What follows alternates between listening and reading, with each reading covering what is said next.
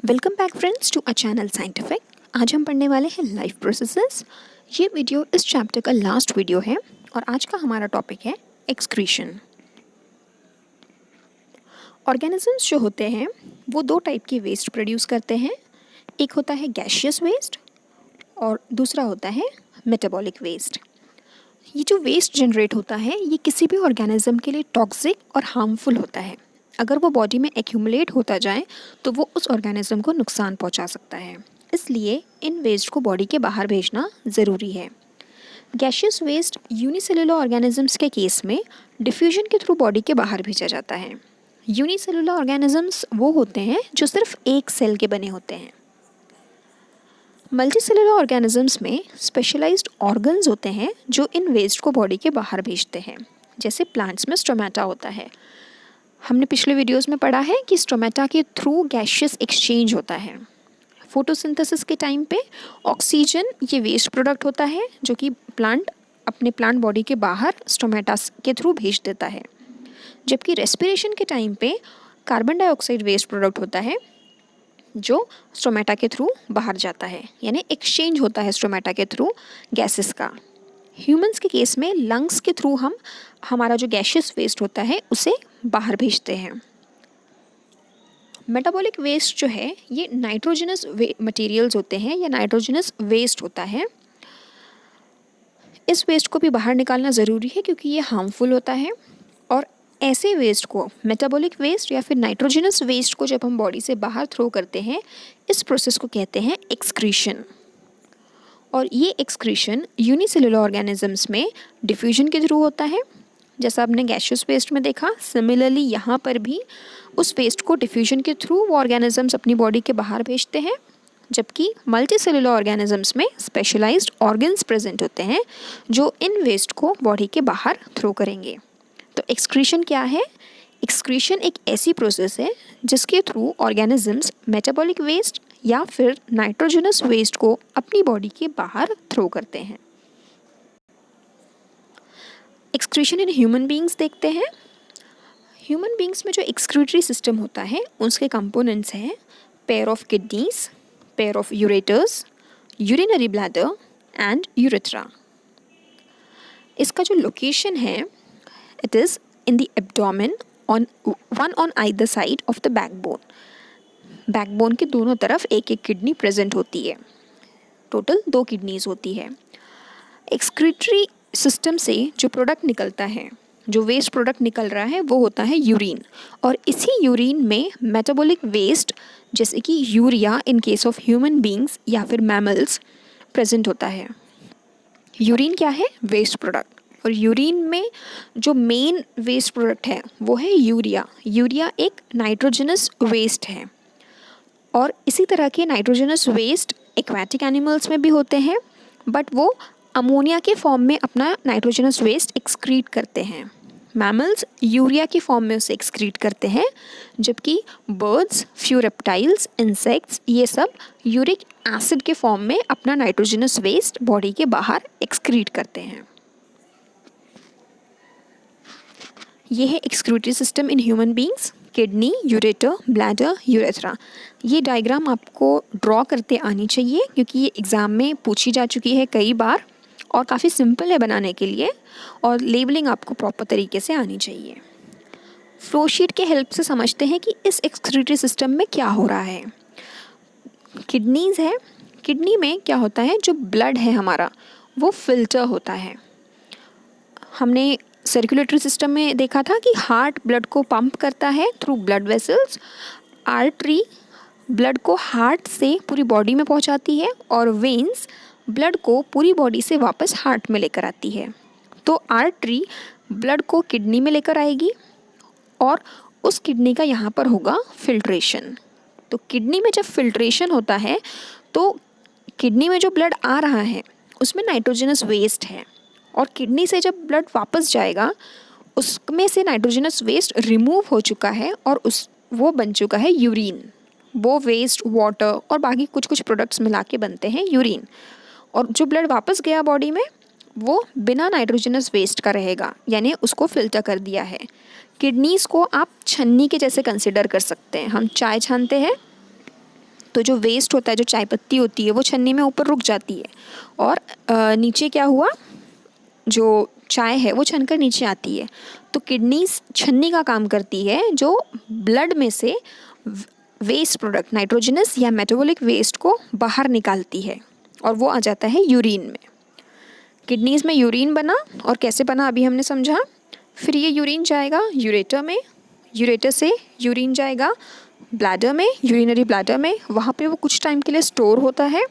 Urinary bladder की capacity होती है, जब वो कैपेसिटी फुल हो जाती है उसके बाद वो यूरेथ्रा के थ्रू बॉडी के बाहर यूरिन को थ्रो कर दिया जाता है। किडनी के बाद जो यूरिन की जर्नी है वो काफ़ी सिंपल है। उसमें बस आपको पाथवे याद रखना है कि वो यूरेटर में जाएगा, फिर ब्लैडर में जाएगा, फिर यूरेथ्रा से बॉडी के बाहर चला जाता है। यूरेथ्रा के जो मसल्स होते हैं, हम कुछ टाइम तक वो जो सेंसेशन है यूरिनेशन का उसे कंट्रोल कर सकते हैं, बट काफ़ी देर तक नहीं। लेकिन मेन आपको यहाँ पे किडनी में क्या हो रहा है ये समझना है। किडनी में जो फिल्ट्रेशन यूनिट है वो होता है नेफ्रॉन, और ऐसे बहुत सारे नेफ्रॉन्स होते हैं। हर किडनी में बहुत सारे नेफ्रॉन्स प्रेजेंट होते हैं। यहाँ पे आप देख सकते हैं किडनी है। किडनी का अगर हमने एक छोटा सा सेक्शन लिया तो वहाँ पर एक नेफ्रॉन है। इस नेफ्रॉन में आप देख सकते हैं जो रेड कलर, ये यहाँ पर ये रेड कलर का है, या इस रेड वाले ब्लड वेसल से ब्लड उस नेफ्रॉन में आ रहा है, और ये जो ब्लू कलर के ब्लड वेसल्स है उसके थ्रू वो वापस जा रहा है। ठीक है, तो यहाँ पे क्या हुआ, नेफ्रॉन से ब्लड वेसल जो है उसने ब्लड लाया नेफ्रॉन में। यहाँ पर कप शेप्ड का एक स्ट्रक्चर प्रेजेंट होता है जिसे कहते हैं बोमेंस कैप्सूल। ये बोमेंस कैप्सूल एक्चुअली में ये फिल्टर करने का काम करता है।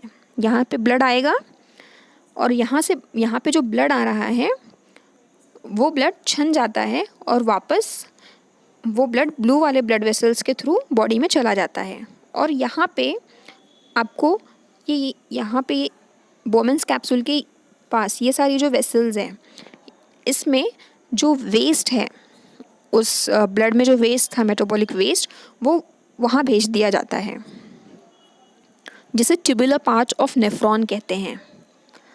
और वहाँ जाने के बाद ये इस तरह के बहुत सारे स्ट्रक्चर्स होते हैं और ये कलेक्टिंग डक्ट है। तो यहाँ से फिर यूरिन आएगा, यहाँ से यूरिन आएगा, बहुत सारे नेफ्रॉन से यूरिन, अलग अलग नेफ्रॉन से यूरिन आता है इस कलेक्टिंग डक्ट में, और फिर ये जाता है इस कलेक्टिंग डक्ट के थ्रू यूरेटर में। इसे अच्छे से और समझते हैं। ये देखिए यहाँ पर क्या हो रहा है,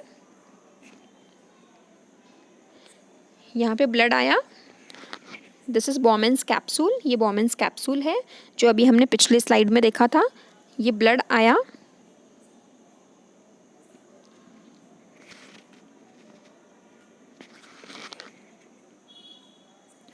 यहाँ पर ब्लड आया, और ये यहाँ पे ये ब्लड पूरा, यहाँ से ब्लड में से वेस्ट आपको नंबर 1 दिख रहा होगा यहाँ पर, मतलब वहाँ पे क्या हो रहा है, फिल्ट्रेशन। इस ब्लड में से, यहाँ पे जो ब्लड वेसल्स में ब्लड प्रेजेंट है उसमें से वेस्ट प्रोडक्ट को बोमेंस कैप्सूल के नीचे वाले ट्यूबुलर पार्ट में भेज दिया जाता है। और ब्लड ने क्या किया, वेस्ट अपना यहाँ दे दिया बोमेंस कैप्सूल में, और जो ब्लड क्या है यहाँ से फिर वापस चला जाएगा। ये चला गया वापस बॉडी में हमारे रीनल वेन के थ्रू। तो ब्लड की जर्नी आपको समझ में आई। ब्लड आया बोमेंस कैप्सूल में, यहाँ पे जो छोटी छोटी कैपिलरीज टाइप के और छोटे छोटे ब्लड वेसल्स हैं, वहाँ से पूरा घूमता हुआ वो वापस हमारी बॉडी में चला गया। बट यहाँ पे जो ब्लड की जर्नी थी, बोमेंस कैप्सूल, वो जो कप लाइक स्ट्रक्चर है, यहाँ पे जब ब्लड घूम रहा था तो उस टाइम पे ब्लड ने अपना वेस्ट धीरे धीरे क्या किया, उस कप के ट्यूबुलर पार्ट में भेज दिया जहाँ पे 1 लिखा हुआ है। तो वहाँ भेज दिया उसने, और ये वेस्ट क्या हो रहा है, जा रहा है। अब इन वेस्ट के साथ कई बार क्या होता है, कुछ यूज़फुल चीज़ें भी आ जाती है। तो उस यूज़फुल चीज़ों का क्या होता है, रीएब्जॉर्प्शन। ये पॉइंट नंबर 2 आपको दिख रहा होगा। हमारे ब्लड वेसल्स, कैपिलरीज उन यूज़फुल प्रोडक्ट्स को या वाटर को वहाँ से वापस रीएब्जॉर्ब कर लेती है। और कितना वाटर रीअब्जॉर्ब होगा ये डिपेंड करेगा कि हमारी बॉडी में कितना वाटर प्रेजेंट है। अगर हमारी बॉडी में ज़्यादा वाटर प्रेजेंट है तो यहाँ पर रीएब्जॉर्प्शन ऑफ वाटर कम होगा, अगर हमारी बॉडी में वाटर कम है तो यहाँ से रीएब्जॉर्प्शन ज़्यादा होगा वाटर का, ठीक है। तो फिल्ट्रेशन हुआ, रीएब्जॉर्प्शन हुआ, और फिर यहाँ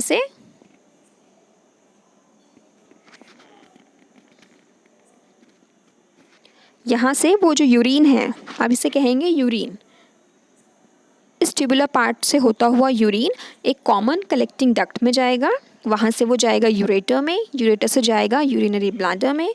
देन जब ब्लैडर का जो कैपेसिटी वो फुल हो जाएगी, उसके बाद वो यूरेथ्रा के थ्रू बॉडी के बाहर उसको एक्सक्रीट कर देगा।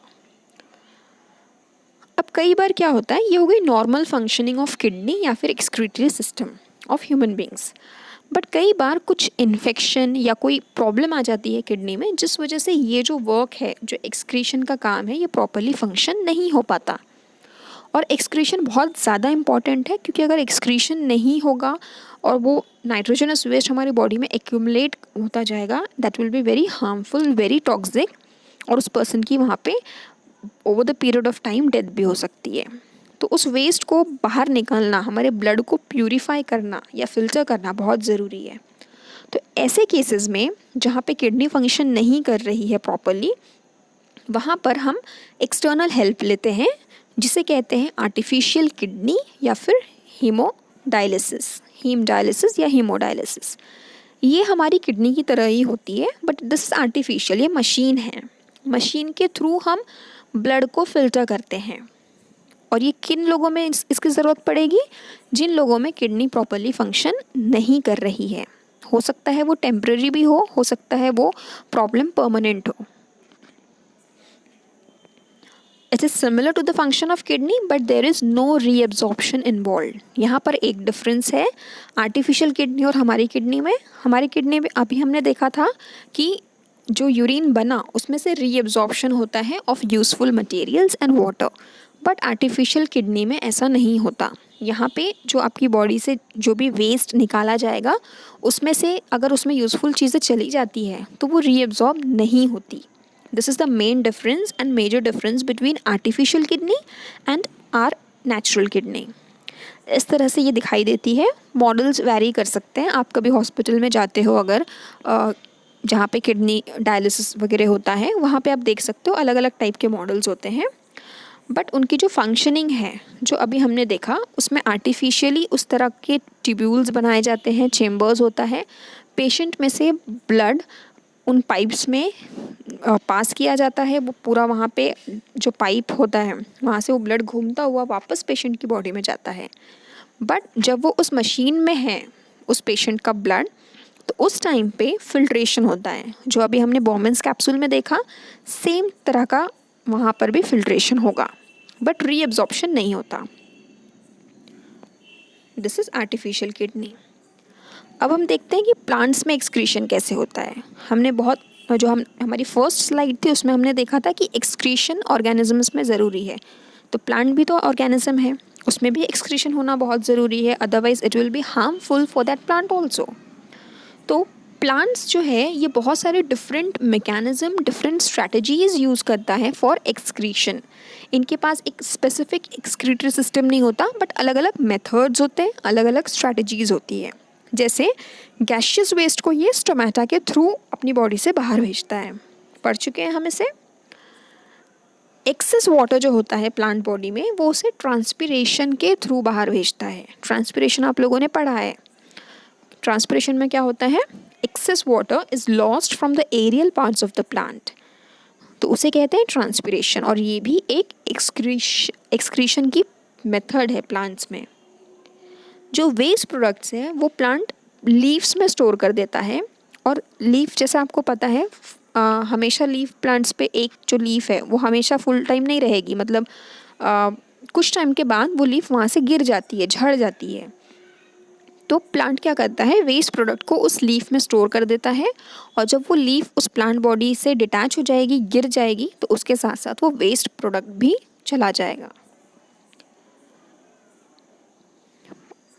और जो प्लांट है, कुछ जो वेस्ट प्रोडक्ट होते हैं वो उसे सेल्यूलर वैक्यूल्स में स्टोर कर लेता है। जो उनके सेल में वैक्यूल्स होते हैं, वहाँ पे कुछ टाइम के लिए उसे वो स्टोर कर लेता है। कुछ जो वेस्ट प्रोडक्ट होते हैं उसको स्टोर करता है plant as resins and gums. आपको देखने में ये दोनों ही रेजिन्स एंड गम थोड़े बहुत सिमिलर लग रहे होंगे, but chemically they are different.